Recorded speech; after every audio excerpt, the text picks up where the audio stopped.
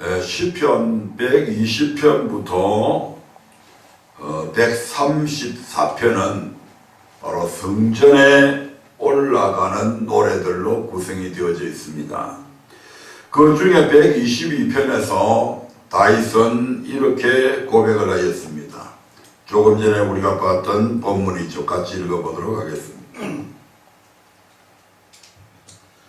사람이 내게 말하기를 여호와의 집에 올라가자 할 때에 내가 기뻐하였도다. 예루살렘아 우리 발이 내 성문 안에 섰도다. 예루살렘아 너는 조밀한 성읍과 같이 건설되었도다. 지파들 곧 여호와의 이름에 감사하려고 이스라엘의 전례대로 그리로 올라가는도다. 아멘. 사람들이 자신에게, 즉 다윗에게 여호와의 전에 올라가자고 할 때에 다윗은 기뻐하였다고 합니다. 뿐만 아니라 다윗은 하나님 앞에 시편 27편 4절에 보면 이렇게 간구하는 모습도 봅니다. 시편 27편 4절입니다.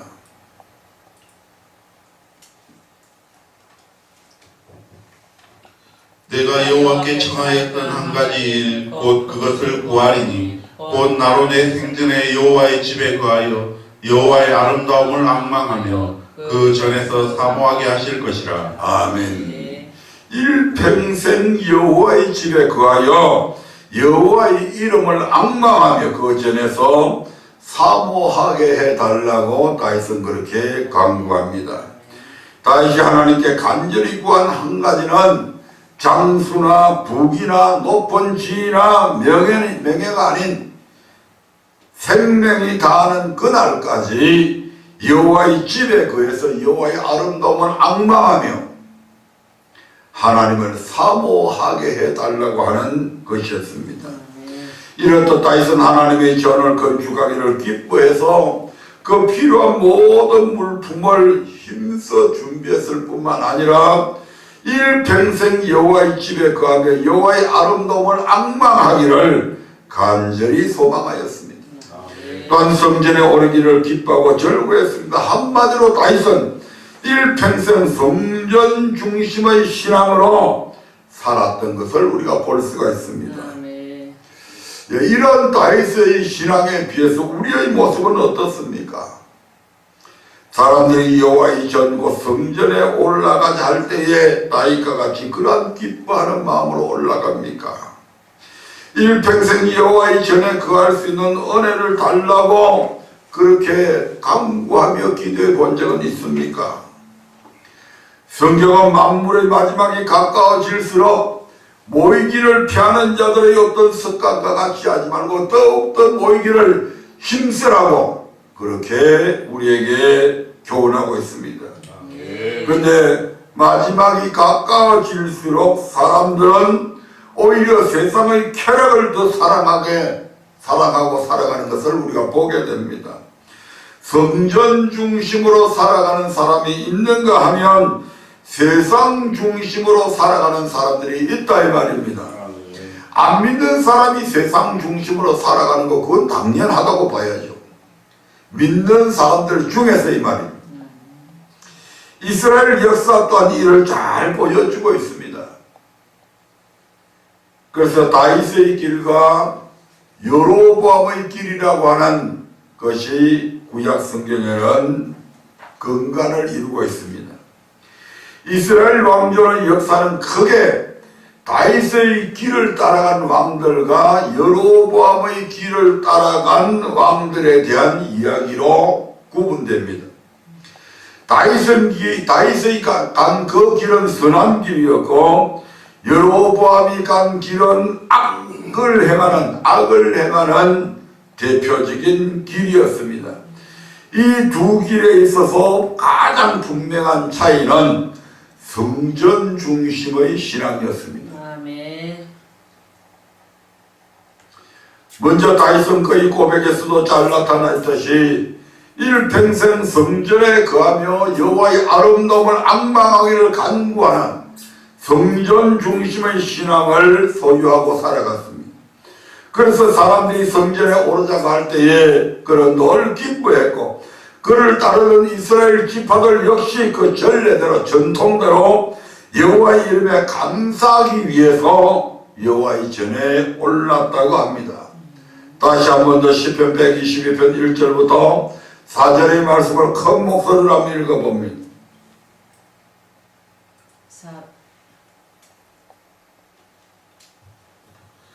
사람이 내게 말하기를 여호와의 집에 올라가자 할 때에 내가 기뻐하였도다. 예루살렘아 우리 발이 내 성문 안에 섰도다. 예루살렘아 너는 조밀한 성읍과 같이 건설되었도다. 지파들 곧 여호와의 지파들이 이름에 감사하려고 이스라엘의 전례대로 그리로 올라가는도다. 아멘. 이런 다윗과 달리 여로보암은 어땠습니까? 솔로몬이 죽고 난 이후에 솔로몬이 살아있을 때는 이스라엘의 이집트에 피신을 가했던 여로보암이 이제 솔로몬이 죽고 난 이후에 이스라엘 지파들이 이제 여로보암을 다시 이제 솔로몬도 죽고 했으니까 올라오라 해가지고 그래서 이 여로보암이 올라옵니다. 이 여로보암을 중심으로 해서 이스라엘 백성들이 르호보암 왕한테 나와가지고 이런 요청을 하게 되죠. 당신의 부친 솔로몬 시대에는 물론 영토도 나라도 부강했고 영토도 많이 확장되어졌고 국력이 부강해졌지만 또한 그러한 국력을 부강시키는 그러한 과정 속에서 우리 백성들이 너무 힘든 노력을 해왔다. 그러니까 이제는 나라가 태평성대를 이루었고 부유하니까 이 백성들에게 좀 더 이렇게 무거운 이런 노력에서 이제는 조금 너그럽게 좀 여유롭게 살 수 있도록 그렇게 좀 해달라고 요청을 합니다. 만약에 당신이 그렇게 해주시면 우리가 일평생 당신을 잘 섬기겠노라고까지 얘기합니다. 이런 백성들의 건의를 듣고 르호보암 왕은 자기의 부친 솔로몬 시대의 대신들과 의논을 해봤습니다. 그래서 백성들이 내게 이런 요청을 하는데 어떻게 하면 좋겠어? 하고 물어보니까 솔로몬 시대에 있던 그 대신들은 실질적으로 솔로몬 왕께서 계실 때는 참 큰 업적을 이루고 이렇게 나라를 부강하게 하느라고 백성들이 참 힘든 노력에 시달렸던 것도 사실입니다. 그러니까 이제 왕께서는 이제 백성들에게 이제 은혜를 베풀어서 이제는 나라가 안정되었으니까 좀 너그럽게 그렇게 이제 나라를 다스리는 게 좋을 것 같습니다 하고 얘기합니다. 그런데 그것이 이 르호보암 왕이 들을 때는 별로 그렇게 좋게 들리지 않았습니다.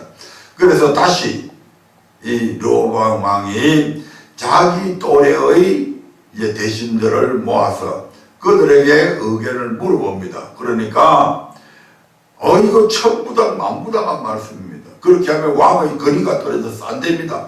그러면 그놈들이 이번에는 이것만 요구했지만 다음에는 더 큰 것도 요구하게 될 겁니다. 그러니까 왕은 그렇게 대답하지 말고 왕의 부친 솔로몬의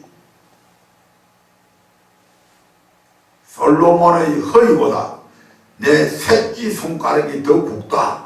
그렇게 얘기하십시오.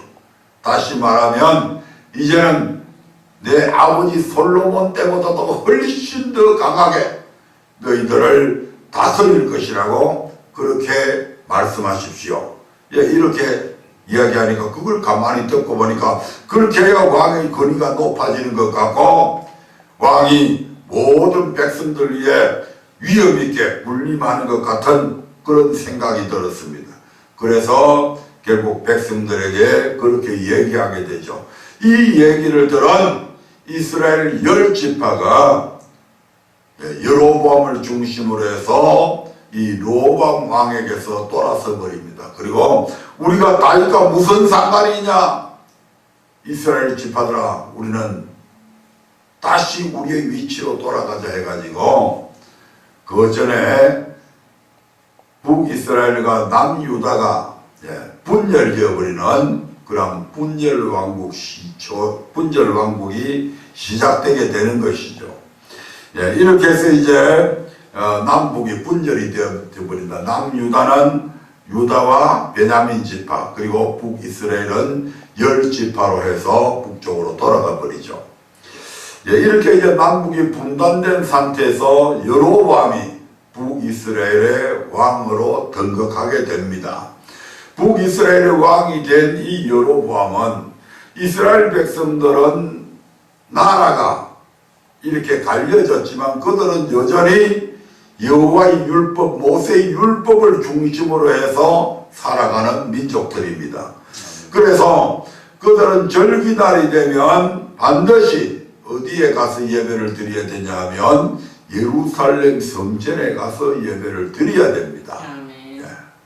근데 이 여로보암 왕이 북이스라엘의 왕인 여로보암 왕이 가만히 생각을 해보니까 만약에 이 백성들이 절기날이라고 그래가지고 예루살렘 성전에 가서 계속 예배를 드리다 보면 어떤 일이 생길까? 결국 그 마음이 바뀌어져서 나를 배신하고 다시 로보암 왕을 섬기게 될 것이다. 그렇게 되면 저들이 반역을 일으켜서 나를 왕좌에서 끌어내리고 다시 로보암 왕이 이 이스라엘 전체를 통치하게 되는 그런 일들이 일어나지 않겠는가? 가만히 생각해 보니까 그 생각이 끊임없이 자신을 자극해 옵니다. 불안하죠. 왕자리, 왕위에 앉기는 앉았지만 그 왕위가 불안한 겁니다. 그래서 이제 이 로보암 왕이 깨를 낸 것이 이제 이런 깨를 내게 되는 거죠. 열왕기상 12장 27절부터 33절의 말씀을 한번 보겠습니다.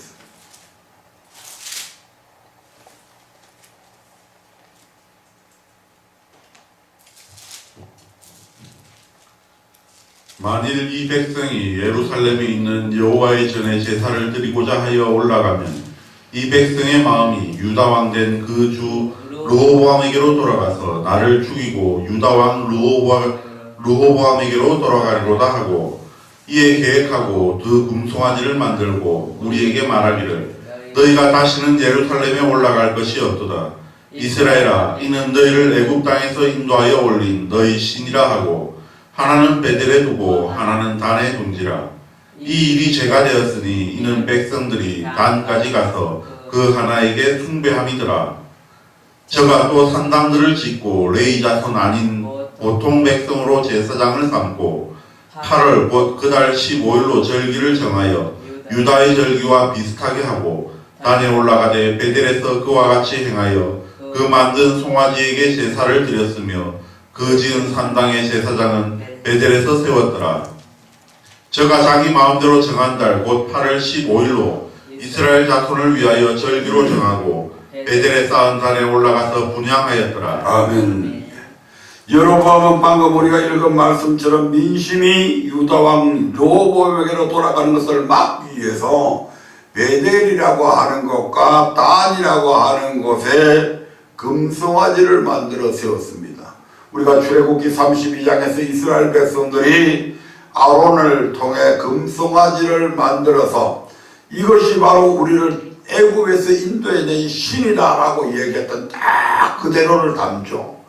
그리고 베델과 단에 금송아지를 만들어 세워놓고 이것이 바로 우리를 애굽에서 인도해낸 신이다 이렇게 이스라엘 백성들에게 말하고, 그리고 이제는 다시는 예배드리기 위해서 제사드리기 위해서 예루살렘 성전까지 갈 것 없다. 이제는 여기에 금송아지가 있는 여기에서 예배드리면 된다 해가지고 하나님의 명령을 거역하게 되고, 뿐만 아니라 제사를 드리려면 제사장들이 있어야 되는데 레위 지파들 제사장들은 전부 다 남유다에 다 있습니다. 그러니까 어떻게 합니까? 보통 백성들 중에서 제사장들 할 사람들을 모집을 해서 제사장들을 세우고, 그리고 7월 10일이 이스라엘 하나님께서 명령한 대속죄일인데 그 날짜를 조금 변경해 가지고 8월 15일로 절기 날짜를 지내서 예배 드리게 했습니다.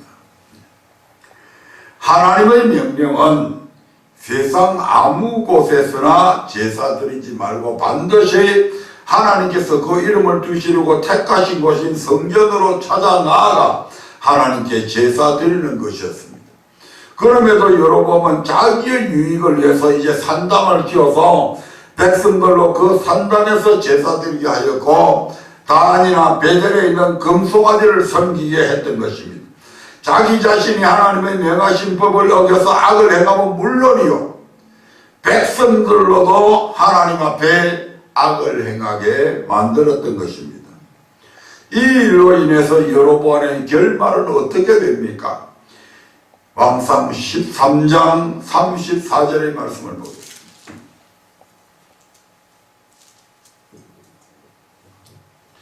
이 일이 여로보암 집의 죄가 되어 그 집이 지면에서 끊어져 멸망케 되니라.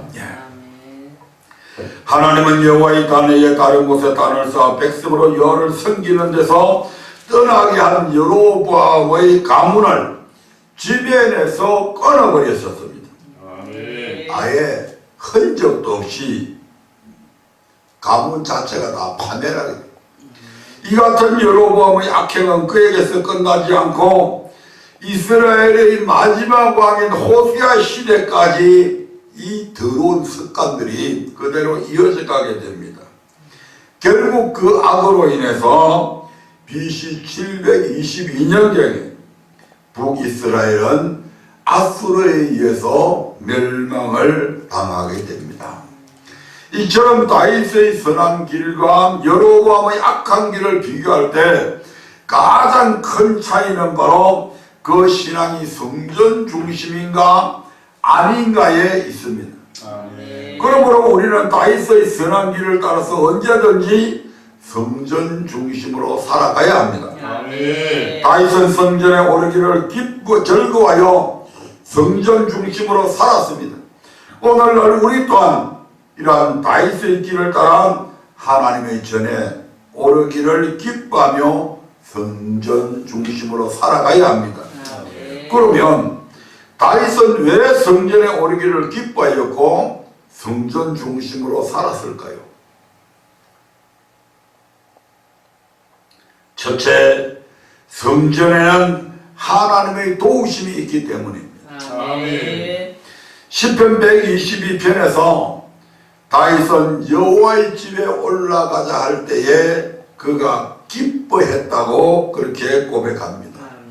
왜 다윗이 여호와의 성전에 올라가자 할 때 그렇게 기뻐했을까? 도대체 그 이유가 무엇일까?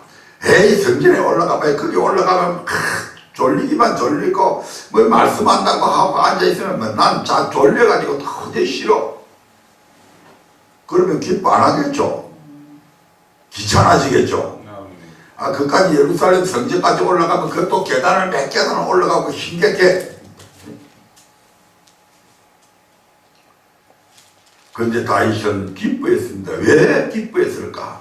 바로 시편 121편의 축복이 성전에 있다고 하는 것을 알았기 때문입니다. 아멘. 시편 121편 1절 2절의 말씀을 한번 보겠습니다.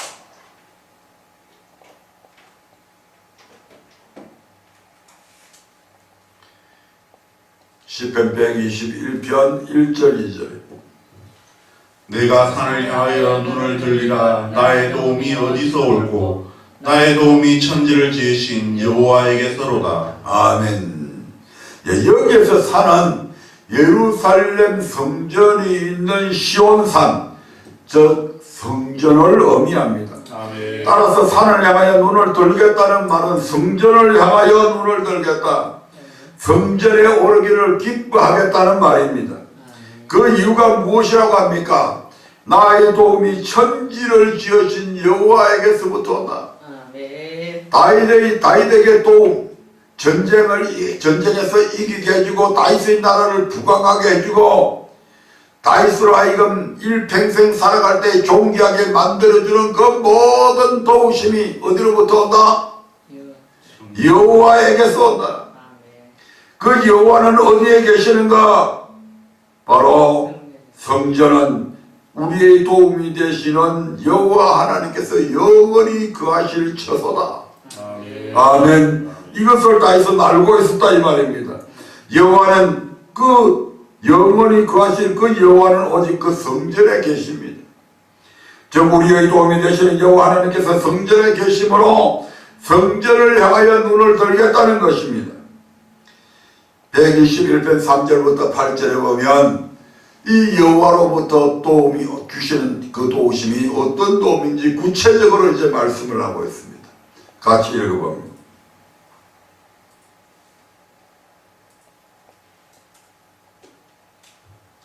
여호와께서 너로 실족지 않게 하시며 너를 지키시는 자가 졸지 아니하시리로다. 이스라엘을 지키시는 자는 졸지도 아니하고 주무시지도 아니하시리로다. 여호와는 너를 지키시는 자라. 여호와께서 내 우편에서 내 그늘이 되시나니 낮에 해가 너를 상치 아니하며 밤의 달도 너를 해치 아니하리로다. 여호와께서 너를 지켜 모든 환난을 명쾌하시며 또 내 영혼을 지키시리로다. 여호와께서 너의 출입을 지금부터 영원까지 지키시리로다. 아멘. 날마다 성전에 오르기를 기뻐하며 성전 중심으로 살아갈 때 졸리지도 아니하시고 주무시지도 아니하시는 하나님께서 우리를 지켜 모든 환난에서 건져주시고 우리의 영혼을 지키사 지금부터 영원까지 보호해 주신다는 것입니다. 아멘. 이는 시편 27편 4절 5절에서도 동일하게 말씀합니다. 시편 27편 4절 5절을 한번 보겠습니다.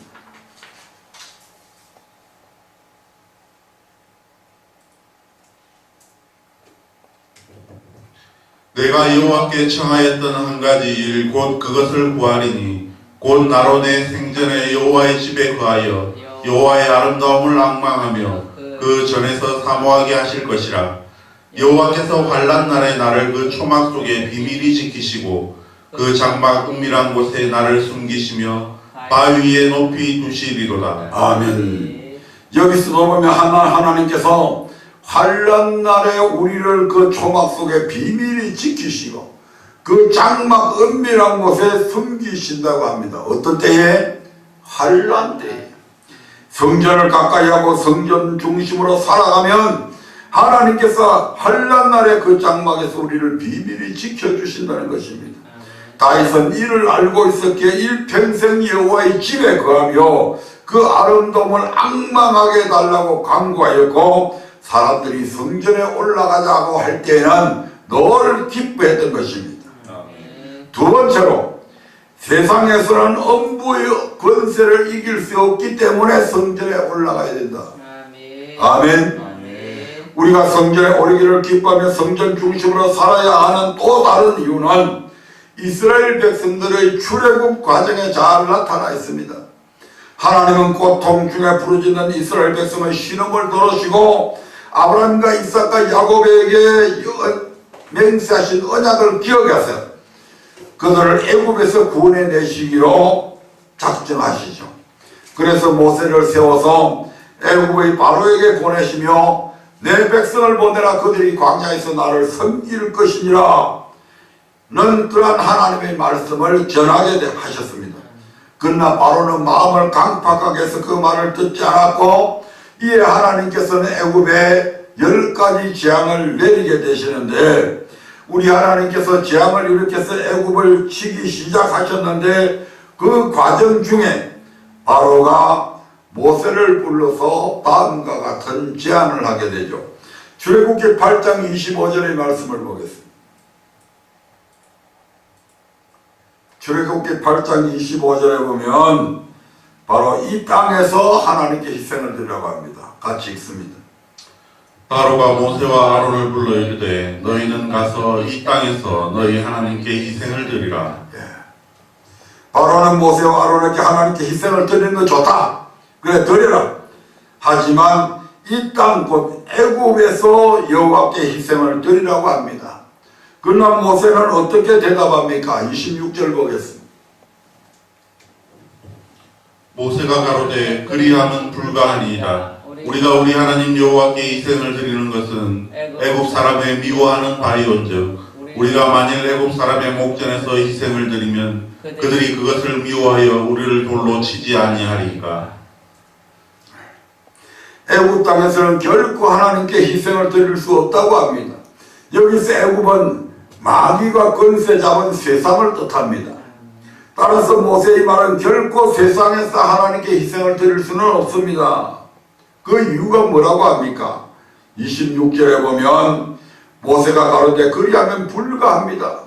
우리가 우리 하나님 여호와께 희생을 드리는 것은 애굽 사람은 미워하는 바이온즉 우리가 만일 애굽 사람의 목전에서 희생을 드리면 그들이 그것을 미워하여 우리를 돌로 치지 않겠습니까?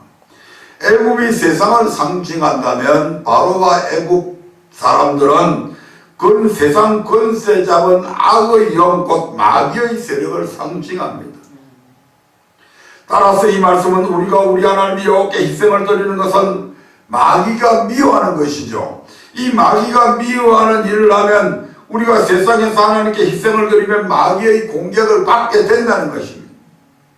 그렇기 때문에 세상에서는 절대 하나님께 희생을 드릴 수 없다는 것입니다. 이와 같은 말씀이 신약 성경에도 기록되어져 있습니다. 마태복음 16장 16절에서 18절에 보면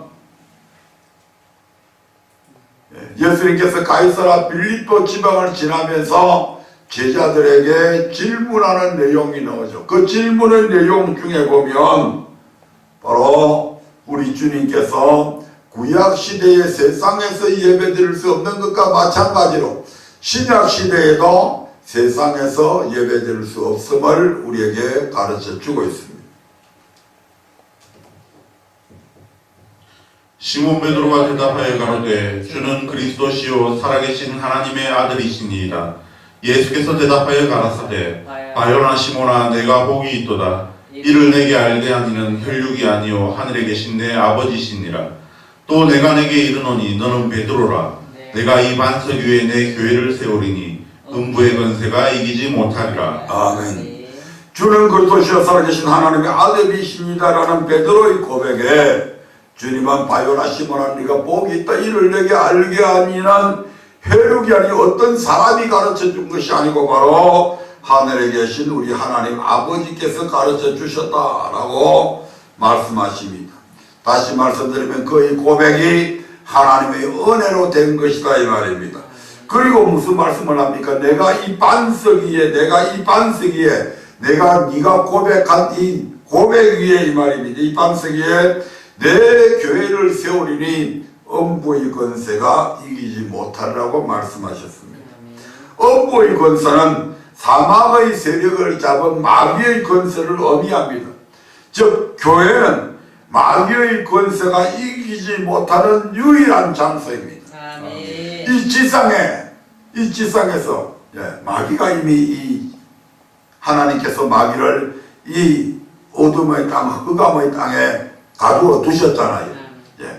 그 마귀가 이 세상의 주인이 되어서 지금 다스리고 있잖아요. 그러한 마귀가 다스리는 이 세상 속에서 유일하게 마귀가 이기지 못하는 장소가 있는데 그것이 바로 어떤 곳이다? 바로 교회다. 아멘. 오직 교회에서만이 마귀의 권세를 이길 수 있습니다. 즉 마귀의 공격으로부터 보호함을 받을 수 있다는 것입니다. 이것이 우리가 성전, 교회에 오르기를 기뻐하며 성전 중심으로 살아가야 할 또 다른 이유인 것입니다. 세 번째로 세상에서는 의로운 심령이 상하기 때문에 우리는 성전 중심으로 살아가야 됩니다. 마귀는 공중권세를 잡은 자로서 우리로 하여금 육체의 욕심을 따라 살아가게 합니다. 끊임없이. 그 대표적인 것이 멸망케 할 이단을 가만히 끌어들여서 하나님의 백성들로 하여금 호색을 쫓게 만들고 담심하게 만들고 자기 영광을 추구하며 살아가게 만듭니다. 아멘. 베드로후서 2장에서는 교회 중심으로 살아가지 않고 세상에 속하여 살아갈 때에 우리의 믿음이 어떻게 되는지를 그래서 잘 보여주고 있습니다. 베드로후서 2장 7절부터 8절의 말씀을 한번 보겠습니다. 거기에 보면 롯이라고 하는 사람이 의로운 사람이었는데 결국 악한 소돔과 고모라 성 세상 사람들 무리 속에 살아갈 때에 이 롯이 어떻게 되는지 가르쳐주고 있습니다. 무법한 자의 음란한 행실을 인하여 고통하는 의로운 롯을 건지셨으니 이 의인이 저희 중에 거하여 날마다 저 불법한 행실을 보고 들으므로 그 의로운 심령을 상하니라. 아멘. 롯은 성경의 의인으로 기록될 만큼 그 행위가 의로운 사람이었습니다. 그러나 소돔과 고모라 땅에 거하면서 그들의 불법한 행실을 날마다 보고 들음을 통해서 결과가 어떻게 되었다고 합니까? 그 의로운 심령이 상하니라. 롯은 소돔과 고모라 사람처럼 불법을 행하지 않았습니다. 그들 중에 거하면서 그들의 불법한 행실을 보고 들었을 뿐입니다. 의로운 심령이 상했다고 하는 것은 하나님의 말씀에 순종할 수 있는 힘을 잃어버렸다고 하는 뜻입니다. 아멘. 제 아무리 믿음이 좋다고 하여도 세상에 속하여서 세상 사람들이 행하는 불법한 행실들을 계속해서 듣고 보다 보면 가랑비에 옷 젖듯이 자신도 모르게 하나님의 말씀을 떠나서 불법을 쫓게 된다는 것입니다. 아멘. 예가 없습니다. 사람은 보고 들음을 통해서 닮아가도록 되어 있습니다. 내가 무엇을 보고 무엇을 듣는지 내 심성도 그렇게 바뀌어지게 된다 이 말입니다. 그래서 맹자의 어머니가 맹자를 3번이나 다른 곳으로 옮기던 이유도 그런 환경 때문이었어요. 이 의로운 롯도 소돔 고모라 성에 들어가가지고 그곳이 비옥한 땅이다 싶어서 그곳으로 갔는데 물질적인 풍요로움은 있었습니다. 그러나 그 물질적 풍요로움으로 인해서 소돔과 고모라 성은 극도로 타락되어져 갔습니다. 그 타락되어져 가는 온갖 불법한 행실을 보고 들음을 통해서 롯이 그런 불법을 저지르지는 않았지만 하나님 말씀대로 순종하려고 하는 힘들은 점점 약해져 갔다 이 말이죠. 아멘. 다윗의 경우도 마찬가지입니다. 성경은 다윗을 가리켜 하나님의 마음에 합한 자라고 말씀합니다. 사도행전 13장 22절의 말씀을 한번 보겠습니다.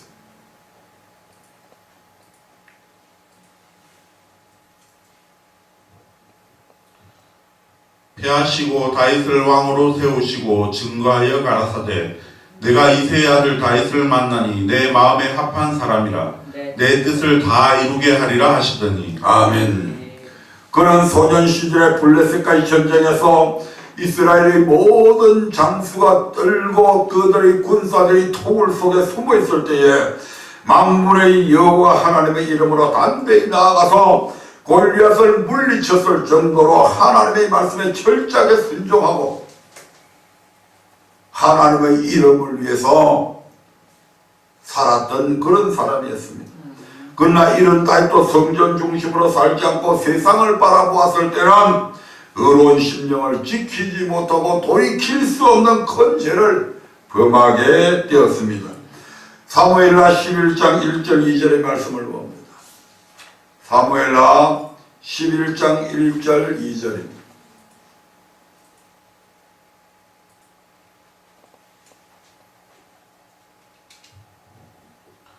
해가 돌아와서 왕들의 출전할 때가 되매 다윗이 요압과 그 신복과 온 이스라엘 군대를 보내니 저희가 암몬 자손을 멸하고 라빠를 에워쌌고 다윗은 예루살렘에 그대로 있으니라.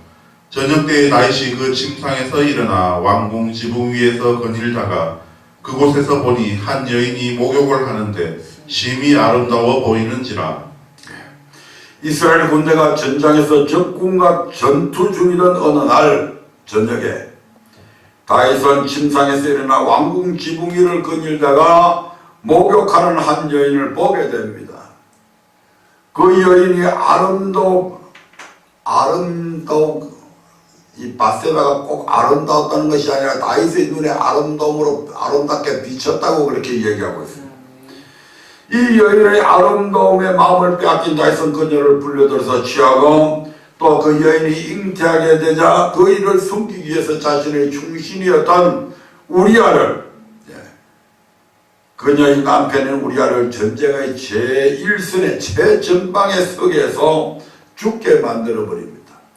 이처럼 하나님의 마음에 합판자였던 다윗도 세상을 바라보았을 때 그때 다윗은 왜 하필 밧세바가 목욕하는 것을 보게 되었을까요?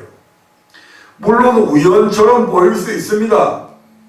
하지만 다윗이 세상을 바라보기 전부터 마귀는 이미 모든 것을 준비해 놓고 다윗이 세상을 바라보기만을 기다리고 있었다는 것입니다. 아멘. 아멘. 아멘. 오늘날도 마찬가지입니다.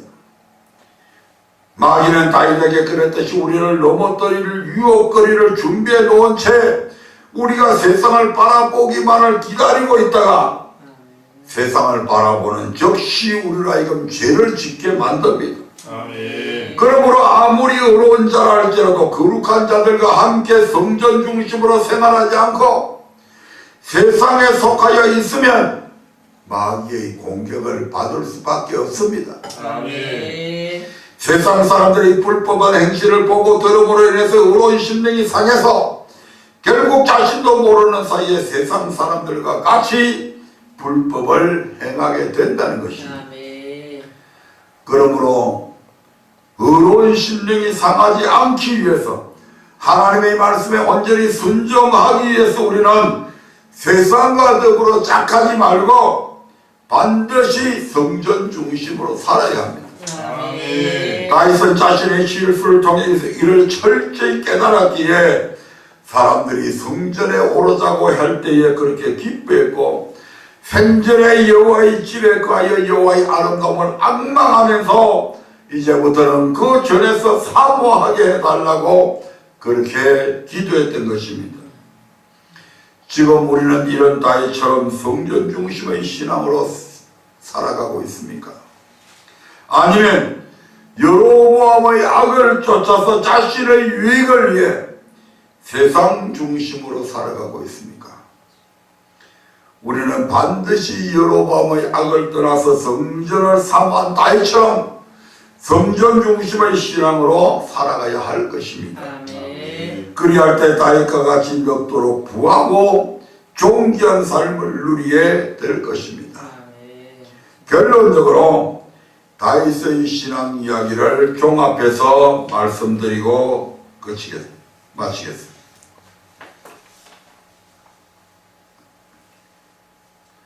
내 마음에 합한 사람이라. 아까 사도행전 13장에 나오는 말씀이죠. 내 마음에 합한 사람이다. 과연 하나님께서 전 인류를 역사를 우리가 구약 성경부터 쭉 찾아볼 때에 하나님의 마음에 합한 사람이라고 하나님이 직접 칭송한 사람이 다윗밖에 없습니다. 아멘. 이는 믿음의 사람 다윗의 삶 전체를 단 한마디로 평가할 때 바로 이렇게 평가할 수밖에 없습니다. 다윗이 어떠한 삶을 살았는지, 그의 삶을 하나님께서 얼마나 흡족하게 여기시며 기뻐하셨는지 이 한마디를 통해서 우리가 알 수가 있습니다. 다윗은 하나님의 말씀을 생명으로 알아서 어떤 상황 속에서도 말씀이면 순종하였을 뿐만 아니라 자신을 단련해서 진리 중에 거하기를 힘썼던 그런 말씀 중심의 사람이었습니다. 아멘. 또한 무슨 일을 만나든 어떤 상황에 처하든 매사에 하나님의 뜻을 구하고 기도로서 하나님의 도우심을 간구하였던 그런 기도 중심의 사람이었습니다. 아멘.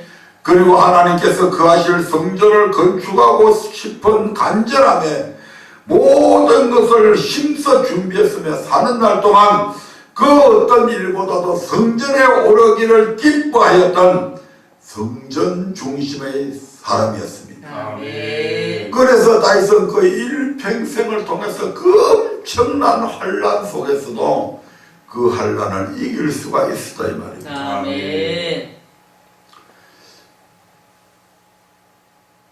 마태복음 24장 16절부터 18절에 보면 우리 예수님께서 마지막 시대에 있을 환난을 이기기 위해서 너희는 이렇게 대처해야 된다 라고 가르쳐 주신 말씀이 있습니다. 마태복음 24장 16절부터 18절의 말씀을 한번 보겠습니다. 그때에 유대에 있는 자들은 산으로 도망할지어다. 지붕 위에 있는 자는 집안의 물건을 가지러 내려가지 말며 밭에 있는 자는 겉옷을 가지러 뒤로 돌이키지 말지어다. 아멘. 16절 같이 읽어볼까요? 다시 16절. 그때에 유대에 있는 자들은 산으로 도망할지어다. 아멘. 유대에 있는 자들은 산으로 도망해야 돼. 마지막 시대에 환란이 극심할 때 그 환란을 이길 수 있는 첫 번째 방법은 바로 산으로 도망해라. 산은 어디입니까? 마태복음 5장 1절에 보니까 예수님께서 산에 올라가 앉으시니까 그 앞에 누가 나왔다고요? 제자들이 나왔다고 이야기합니다. 산은 바로 교회를 상징합니다. 이사야서 2장 2절 3절의 말씀을 한번 볼까요?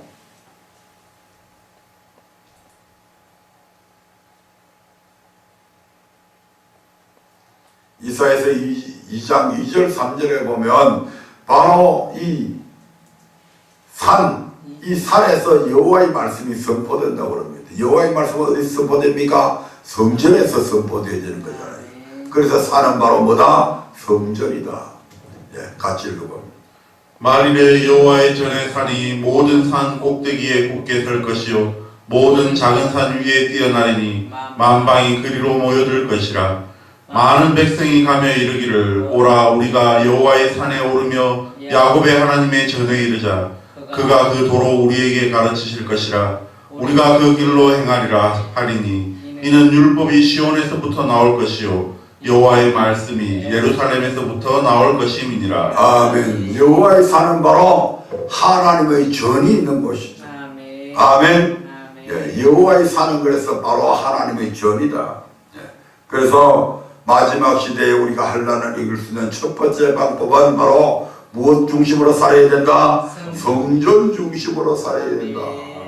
예, 마태복음 17장, 마태복음 24장 17절의 말씀을 봅니다.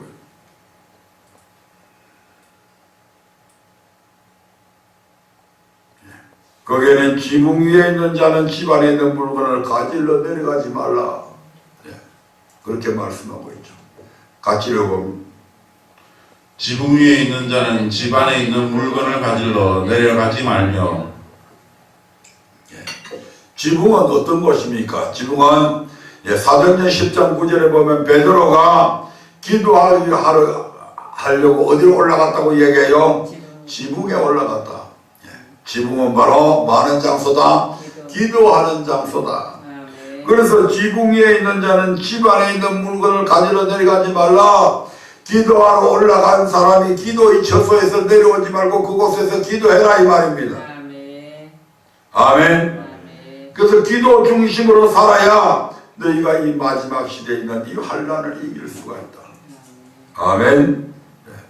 18절 말씀 볼까요? 밭에 있는 자는 겉옷을 가지러 뒤로 돌이키지 말지어다. 아멘. 밭에 있는 자는, 밭은 뭐 하는 곳입니까? 밭은 뭐 하는 곳입니까? 씨를 뿌리는 곳이잖아요, 씨. 아멘. 예. 씨를 가지고 어디다 뿌려요? 물에다가 뿌려요? 예. 어디다가 뿌려요? 밭에 뿌립니다. 밭은 바로 씨를 받는 곳이, 씨가 뿌려지는 곳이 밭이다 이 말입니다. 아멘. 예. 그래서 씨는 누가복음 8장 11절 12절에 보면 씨는 하나님의 말씀이요 이렇게 나옵니다.